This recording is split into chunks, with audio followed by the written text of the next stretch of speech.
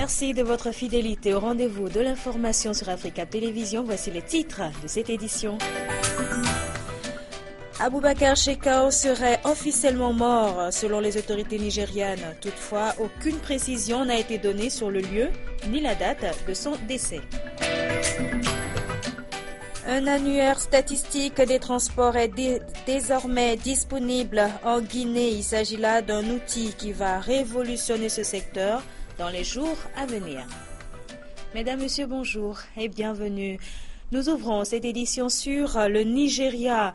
L'armée nigériane qui a annoncé, et ce pour la première fois officiellement, la mort du chef de Boko Haram, Abubakar Shekau. Cette annonce avait été faite 2 fois déjà, mais c'est la première fois qu'elle se fait officiellement. Je vous propose à présent de découvrir cette personne qui se présentait comme le chef de Boko Haram.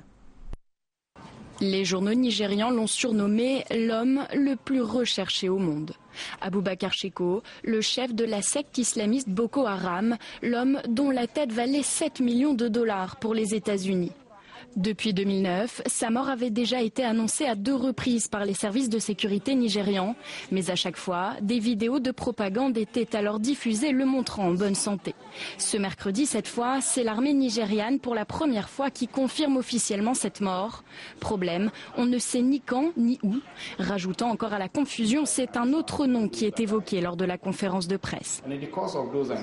Lors d'un assaut, nos troupes ont tué un certain Mohamed Bachir. Il agissait ou se faisait passer pour le défunt Abubakar Shekau, le personnage excentrique connu comme le leader de Boko Haram. Abubakar Shekau, considéré par l'armée comme une marque emblématique pour Boko Haram, pourrait donc être mort depuis bien longtemps. Les autorités ont prévenu, elles traqueront toutes les personnes s'exprimant désormais sous son identité. Depuis 2009, le groupe islamiste mène une insurrection sanglante dans le nord-est du Nigeria, faisant plus de 10 000 morts. Régulièrement, il commet de nombreux attentats dans les grandes villes du pays. Malgré l'annonce de la mort d'Abubakar Shekau, l'armée semble impuissante. Ces dernières semaines, la secte a progressé de façon fulgurante dans son fief du nord-est, menaçant la mégapole de Maïdougouri qui compte plus d'1 million d'habitants. C'est la consternation au sein de la communauté internationale, mais aussi une grande émotion au niveau des familles après la décapitation du Français Hervé Gourdel. Ce jeudi, les habitants du village dont il est originaire comptent lui rendre un dernier hommage. Hervé Gourdel débute ses vacances en Algérie samedi dernier. Il est mort 4 jours plus tard entre les mains des djihadistes. Hervé Gourdel est mort parce qu'il était français. Parce que son pays, la France, combat le terrorisme. C'est surtout la rapidité de l'exécution qui a surpris.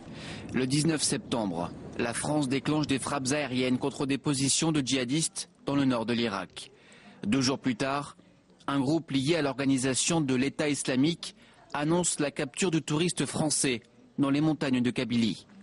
Le lendemain, 22 septembre, l'organisation de l'État islamique dévoile ce message. Un appel au meurtre des Occidentaux et particulièrement des sales Français, selon la citation.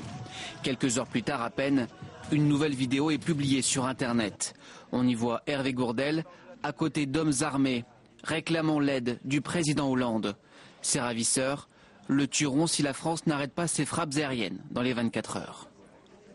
Nous ne céderons à aucun chantage, aucune pression, à aucun ultimatum, fût-il le plus odieux, le plus abject. C'est toute la perfidie du terrorisme que d'avoir recours au chantage, à la mort, à menacer. Et si on cède, si on recule d'un pouce, on lui donne cette victoire. Le randonneur français sera finalement tué. Ces assassins autoproclamés les soldats du califat avaient fait allégeance à l'organisation de l'État islamique 10 jours avant les premières frappes françaises. Ils sont désormais connus, et ce depuis hier, les 3 membres de la presse qui vont représenter les organisations de médias du Mali à la haute autorité de la communication. Ils ont été élus à l'issue d'un vote qui opposait 5 prétendants. Des résultats encore provisoires. Les futurs membres sont déjà conscients des tâches qui les attendent. Daouda Kamate, Cheikh Tidjane Koulibaly.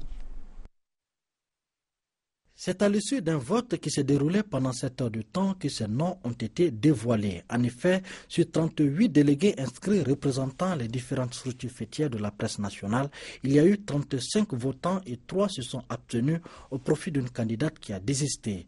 Ainsi, Mahaman Amé Sissé, représentant le groupement des patrons de presse, a obtenu 11 voix. Mahambé Touré, du groupement professionnel des agences de presse, GEPAC a gagné 10 voix. S'agissant du porte-étendard de l'Union des radios et télévisions libres du Mali, URTEL, en la personne de Alioune Djim, a arraché 9 voix. Et enfin, Ibrahim Famagan Koulibaly de l'UNAJOM, lui, s'est contenté de 5 voix. Ces 3 premiers représenteront les organisations des médias à la future haute autorité de la communication. Des résultats encore non confirmés par les autorités compétentes, quand cela ne tienne. On soutient ici que le vote s'est tenu dans de bonnes conditions de transparence et sans irrégularité pouvant entacher la sincérité de ces résultats. Pour ce matin, l'élection s'est passée dans de très bonnes conditions. Il n'y a eu aucun problème qui a entaché la sincérité du présent vote. Aujourd'hui, la presse malienne connaît d'énormes difficultés. Justement, une des missions de la haute autorité de la communication sera de veiller à ce que les hommes de presse soient dans de bonnes conditions de travail et de vie. Pour ce tout nouveau membre, la portée de son élection semble être bien mesurée et comprise. Nos premières actions, nous l'avons professé quand nous étions en train de chercher à être candidats, c'est quand même fondamentalement de mettre la presse malienne dans un environnement sain. Ça, c'est fondamental. Tant qu'on n'arrivera pas à mettre la presse dans un environnement sain, il sera absolument difficile justement de sortir de cela. On a dit qu'il faut d'abord que l'homme de presse puisse vivre de son travail. Notons que la mise en place de la haute autorité de la communication est l'expression de la forte volonté politique du chef de l'État malien d'assainir le monde de la presse, mais aussi permettre à l'homme de médias de jouer pleinement son rôle, celui d'édifier et de donner de la vraie information aux populations. Signalons que cette structure sera composée de 9 membres, dont 3 du président de la République, 3 de l'Assemblée nationale et 3 des organisations de presse.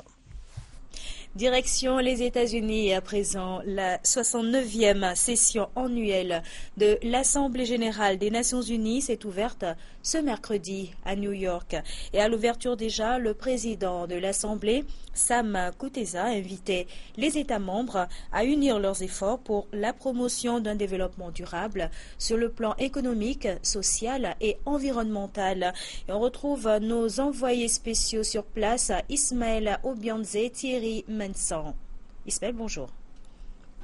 Ban Ki-moon appelle le monde à un changement de cap devant la menace du réchauffement climatique. Nous devons tout faire pour réduire les émissions de gaz à effet de serre, a-t-il martelé dans son intervention hier lors du sommet sur le climat à la tribune des Nations Unies. On rappelle qu'en 2009, les États membres des Nations Unies s'étaient engagés à mettre en place un fonds vert pour réduire les effets liés au réchauffement climatique. Ce fonds n'a jamais fonctionné, il manque cruellement de moyens. On parle à peu près de 100 milliards de dollars par an pour aider au fonctionnement de ce fonds.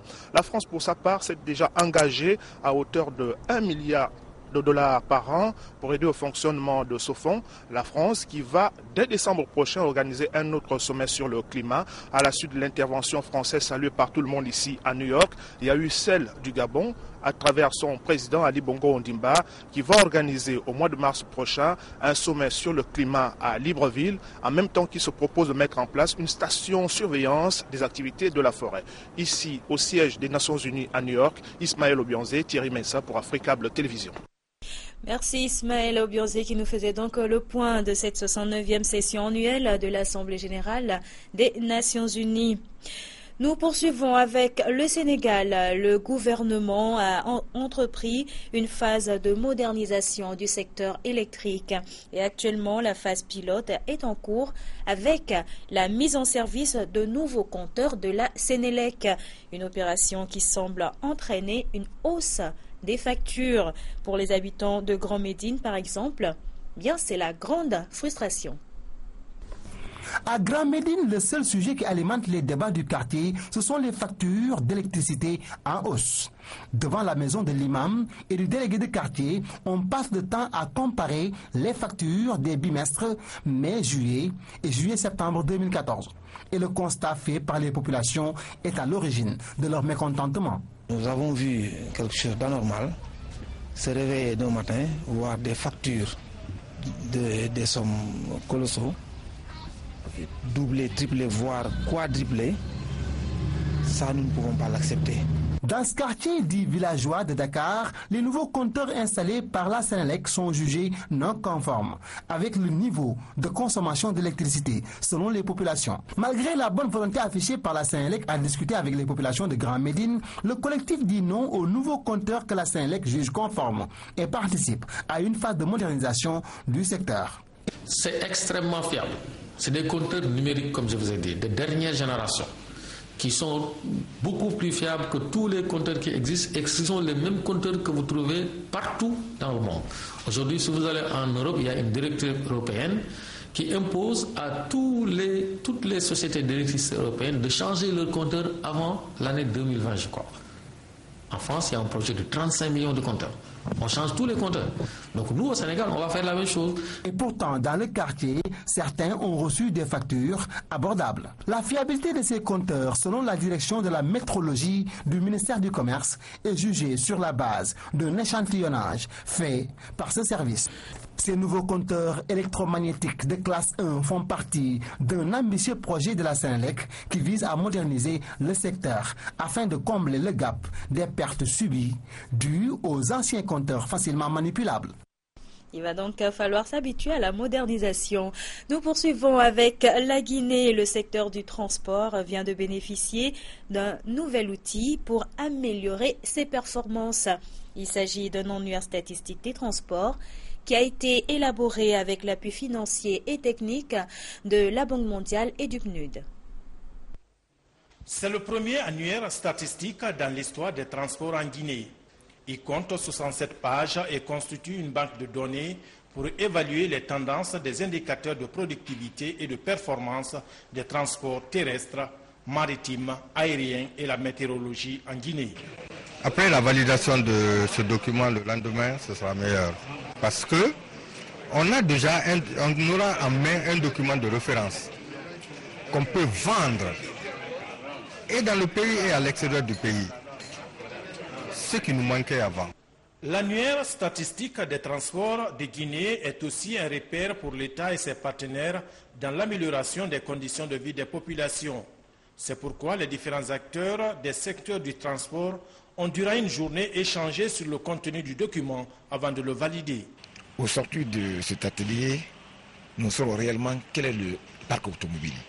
Il est important de savoir le niveau du parc automobile par catégorie de véhicules. Quand nous regardons aujourd'hui le parc auto, camion, il faut que ce soit déterminé. Les poids légers, il faut que ça soit déterminé. Qu'on sache réellement l'évolution de ce parc par rapport à l'infrastructure routière. Ça invite le politique à prendre des dispositions allant dans l'aide des usagers de la route. L'annuaire statistique des transports révèle que les mois de mars 2003 et 2001 ont été les plus chauds en Guinée avec respectivement 38,9 degrés Celsius à Boké et 38,5 à Cancan. Et sur le plan du transport terrestre, de 2002 à 2012, plus de 33 000 permis de conduire de catégorie B ont été délivrés sur l'ensemble du territoire guinéen. Un mot pour refermer cette édition avec l'épidémie d'Ebola. Eh bien, le président nigérian Goodluck Jonathan s'est exprimé au sommet de New York sur la situation de son pays en matière d'Ebola. Il a affirmé qu'il n'y avait plus de patients en observation pour le virus au Nigeria. Les derniers qui étaient en observation ont terminé leur période obligatoire de 21 jours recommandée par l'OMS. Cette information du président nigérian a été saluée par l'ensemble des participants au forum. Mais il faut rappeler toutefois que l'OMS ne donne se donne un délai de 42 jours pour déclarer qu'un pays n'est plus touché par l'épidémie. C'est la fin de cette édition. Merci à vous tous de l'avoir suivi. Très bonne suite de programmes sur Africa Télévision.